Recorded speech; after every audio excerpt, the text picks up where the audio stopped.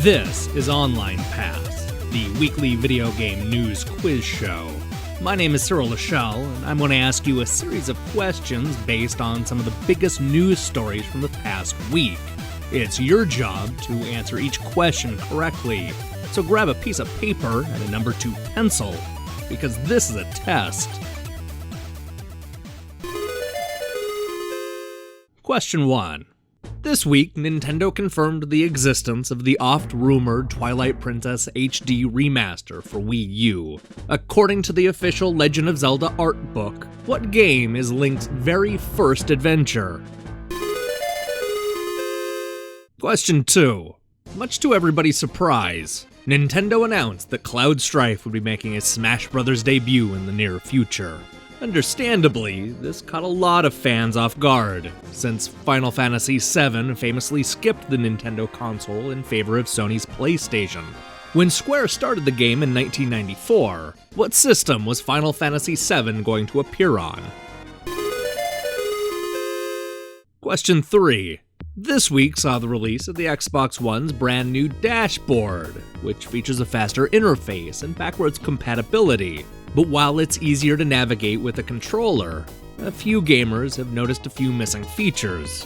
Why are Kinect owners miffed about the new Xbox One experience? Question 4. Speaking of backwards compatibility on the Xbox One, there was more talk about the Xbox 360 games that didn't work than the ones that did. Multiple media outlets complained about the absence of Red Dead Redemption, the second most requested game, according to Microsoft. What is the only Xbox 360 game to earn more votes? Question 5. Fallout 4 is out and everybody is happy. Well, everybody except for Major League Baseball. Why is the MLB threatening to take action against Fallout modders? And now, the throwback round, where I pull questions from classic game magazines. Brace yourself, the next corner's rough. 16 years ago this month, rumors were flying fast and furious about Microsoft's secretive game console. In their November 1999 issue, Next Generation announced that Microsoft abandoned their original code name in favor of something a little slicker. What did they think Microsoft was going to name their first game console? Okay, put your pencils down, everybody. The quiz is over. Let's see how you did. Fans were excited by the news of The Legend of Zelda Twilight Princess HD, an upgraded port for the Wii U. With the success of Nintendo's recent Wind Waker remaster and the delay of the newest sequel, this stopgap felt inevitable. However, that hasn't stopped fans from reminiscing about Link's best adventures.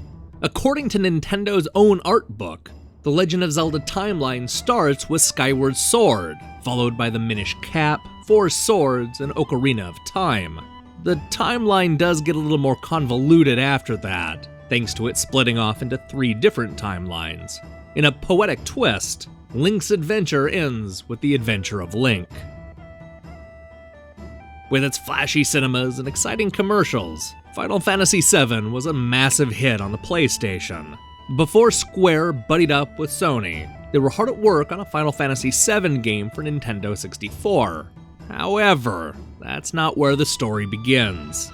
All the way back in 1994, Square started developing a 16-bit version to be released on the Super NES. Using Donkey Kong Country-style SGI graphics, the game was to be set in modern-day New York City. This concept was ultimately scrapped, with elements finding their way into Chrono Trigger instead.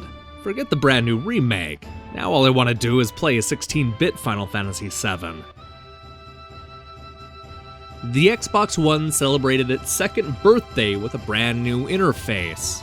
These much-needed changes not only make getting around a lot easier, but also speeds up the system and adds limited backwards compatibility. But some Kinect owners were miffed by some of the features removed from the new Xbox One experience. Fans noticed that the Kinect's hand gestures had been removed from the interface. Voice commands still work. Microsoft opted against hand gestures because, According to platform head Mike Yarba, usage was very, very low. Maybe if it worked better, it would have gotten some use.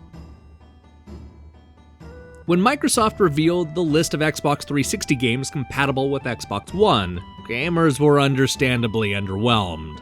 The list includes a lot of older Xbox Live Arcade releases, as well as a handful of larger AAA titles. While Assassin's Creed 2 and Just Cause 2 work, plenty of people in the media have noticed that the same cannot be said about the most requested 360 games. When Microsoft asked fans to voice their opinion, Call of Duty Black Ops 2 came out on top, followed by Red Dead Redemption. Neither of these games work on Xbox One, but there may still be hope. According to Microsoft, the company plans on supporting hundreds of games in the coming months. In the meantime, you might as well get back to working on that Discs of Tron high score.